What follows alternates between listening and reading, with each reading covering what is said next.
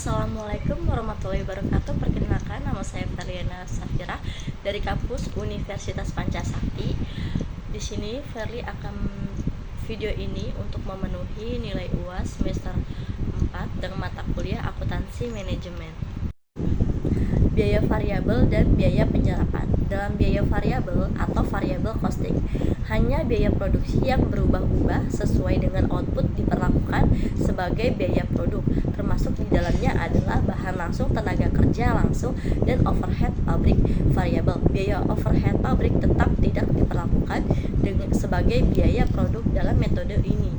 Perhitungan biaya penyerapan. Perhitungan biaya penyerapan atau absorption costing memperlakukan semua biaya produksi sebagai biaya produk tanpa membedakan apakah biaya itu variabel atau tetap. Dengan demikian, biaya produk per unit terdiri atas bahan langsung, tenaga kerja langsung, dan overhead variabel dan tetap. Jadi perhitungan biaya penyerapan mengalokasikan sebagai dari overhead pabrik tetap ke dalam tiap unit produk bersama dengan biaya overhead variabel. Perbedaan dasarnya adalah jika perhitungan biaya penyerapan metode perhitungan yang memasukkan seluruh biaya produksi atau biaya bahan langsung, tenaga kerja langsung, dan overhead pabrik tetap dan variabel. Sementara perhitungan biaya variabel metode perhitungan yang memperhitungkan hanya biaya produksi variabel. Konsep pelaporan segmen. Pelaporan keuangan segmen adalah pelaporan yang menyediakan informasi peluang investasi, risiko yang tercermin dalam profitabilitas suatu segmen, potensi pertumbuhan yang memberikan dasar untuk mengevaluasi prestasi segmen dan risiko perusahaan yang memiliki segmen-segmen usaha diversifikasi secara keseluruhan. Kerangka dasar penganggaran. Anggaran adalah rencana kuantitatif terperinci untuk memperoleh dan menggunakan keuangan dan sumber daya lainnya selama periode waktu mendatang yang ditentukan. Penyusunan induk anggaran atau master budget.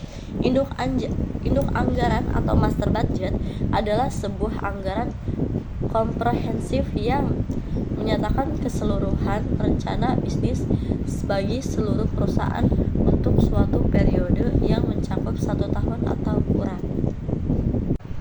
Cara membuat anggaran penjualan. Yang pertama, pilih periode yang tepat, cek persediaan dan harga, periksa data penjualan Anda di periode sebelumnya, membandingkan data Anda dengan industri saat ini, konsultasikan dengan tim penjualan dan pelanggan, menilai tren pasar saat ini, membuat anggaran penjualan. Next, anggaran bahan baku langsung. Bahan baku langsung adalah semua bahan baku yang merupakan bagian barang jadi yang dihasilkan sebagai dasar untuk memperkirakan kebutuhan dana yang diperlukan untuk melaksanakan pembelian bahan baku sebagai dasar ketentuan harga pokok produksi, yakni memperkirakan komponen harga pokok pabrik karena penggunaan bahan baku langsung dalam proses produksi. Anggaran biaya tenaga kerja memuat jenis barang yang dihasilkan, jumlah barang yang diproduksi, bagian yang dilalui dalam proses produksi, jumlah jam buruh langsung, tingkatan upah rata-rata per jam buruh langsung, waktu atau kapan produksi barang dimulai. Next, anggaran biaya overhead manufaktur. Ada beberapa faktor yang dapat mempengaruhi proses penyusunan biaya overhead pabrik, yakni budget unit yang akan diproduksi, standar pembebanan biaya yang ditetapkan oleh perusahaan, sistem pembayaran upah yang dipakai oleh perusahaan, metode depresiasi yang dipakai oleh perusahaan. Anggaran persediaan akhir barang jadi adalah jumlah barang yang dimiliki oleh perusahaan pada akhir tahun fiskal.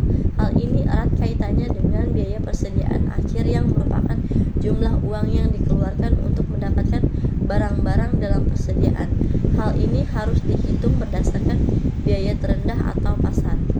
Anggaran beban penjualan.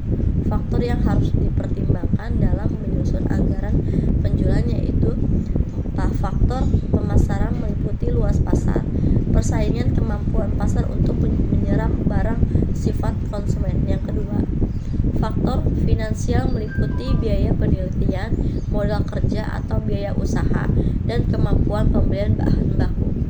Anggaran kas adalah prediksi aliran keluar masuknya uang yang direncanakan perusahaan di dalam suatu periode tertentu beserta penjelasan tentang sumber-sumber penerimaan dan pengeluaran kas tersebut.